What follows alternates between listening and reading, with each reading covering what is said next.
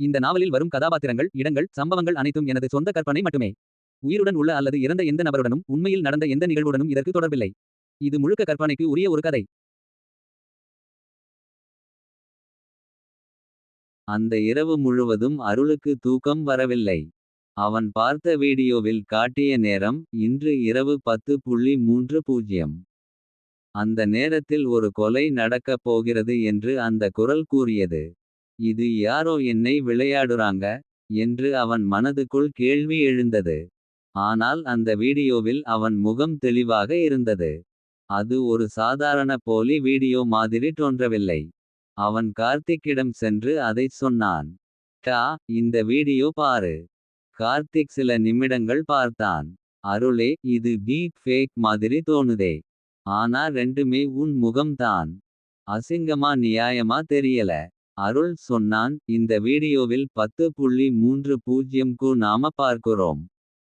அப்போ நான் எங்க இருந்தேன் என்பதை சரியாக காண்போம். அவர்கள் இருவரும் ஒரு திட்டம் போட்டார்கள். அன்று இரவு 10 மணிக்கு அருள் அலுவலகத்தில் இருந்துவிட்டால் வீடியோவில் காட்டிய காட்சி பொய் என்று நிரூபிக்க முடியும். ஆனால் அவனது மனம் அமைதியாக இல்லை. நேரம் 9:50.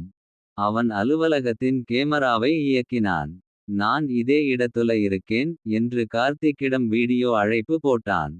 கடிகாரம் 10:10 ஆனது. அந்த நேரத்தில் மின்சாரம் மங்கியது. அலுவலகம் முழுக்க இருள். ஜெனரேட்டர் இயங்கவில்லை. அவன் மெழுகுவர்த்தி ஏற்றி டேபிளில் வைத்தான். மெதுவாக வெளிச்சம் மங்கலாக பரவியது. 10:20. அவன் போனை பார்த்தான். சிக்னல் இல்லை. அதற்குள் ஒரு குளிர்ந்த காற்று அறைக்குள் அடித்தது. 10:25. அவன் பின்புறத்தில் ஏதோ ஓசை கேட்டான். அவன் திரும்பி பார்த்தான், யாரும் இல்லை. 10:29. அவனது கண்கள் கடிகாரத்தை நோக்கி இருந்தது. 10:30க்கு சரியாக ஒரு பெரிய சத்தம். அவன் விழுந்து நின்றான். வெளியே யாரோ கதவை தட்டினார்கள். அவன் மெதுவாக கதவை திறந்தான். வெளியில் யாரும் இல்லை. ஆனால் தரையில் ஒரு பிளாஸ்டிக் கவர் கிடந்தது.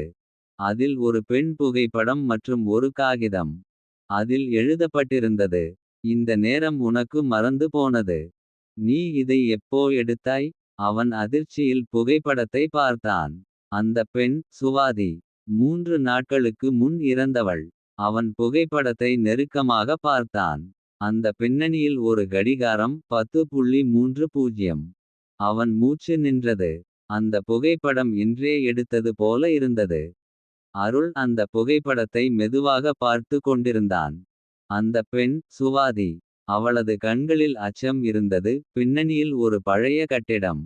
அதன் சுவரில் பெரிய எழுத்துகளில் ஏதோ எழுதப்பட்டிருந்தது. தாமரை ரோடு. அருள் உடனே நினைத்தான். அது அவன் சிறுவயதில் வாழ்ந்த பகுதி. அவனது பழைய வீட்டுக்கு பக்கத்தில் ஒரு பழைய ஸ்டோர் இருந்தது. அங்கே தான் அந்த கட்டிடம் இருக்கலாம் என்று அவன் நினைத்தான். அவன் பைக்கில் அந்த இடத்திற்கு புறப்பட்டான். இரவு இன்னும் இருண்டது. சாலையில் சில விளக்குகள் மட்டும். மழை துளிகள் கண்ணாடியில் விழுந்து ஒலித்தது. தாமரை ரோட்டில் வந்து நிற்கும் போது அவனது இதயம் துடிக்கத் தொடங்கியது. அந்த கட்டிடம் இன்னும் அங்கே இருந்தது. மூடிய கதவுகள், உடைந்த ஜன்னல்கள். ஆனால் புகைப்படத்தில் இருந்த அதே சுவர், அதே காட்சிகள். அவன் உள்ளே நுழைந்தான். மண்வாசனை, ஈரமான காற்று, பழைய காகிதங்களின் வாசனை.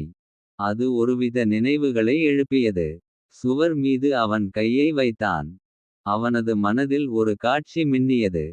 சிறுவயதில் இங்கே யாரோ ஒரு பெண் அவனுக்கு சாக்லேட் கொடுத்தாள். அவளது குரல் மென்மையானது. நீ நல்ல பையன், அருள் என்று சொல்லியது. அவன் கண்களை திறந்தான்.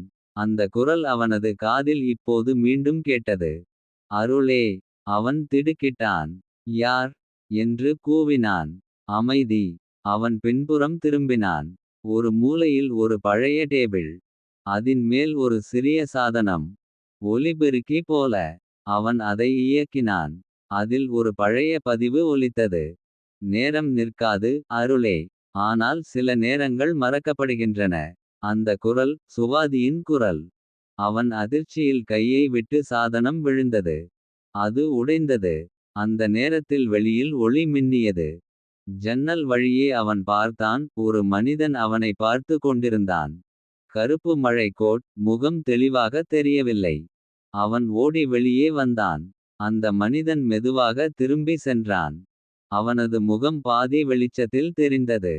அருளின் மூச்சு நின்றது. அந்த முகம் அவனுடையது.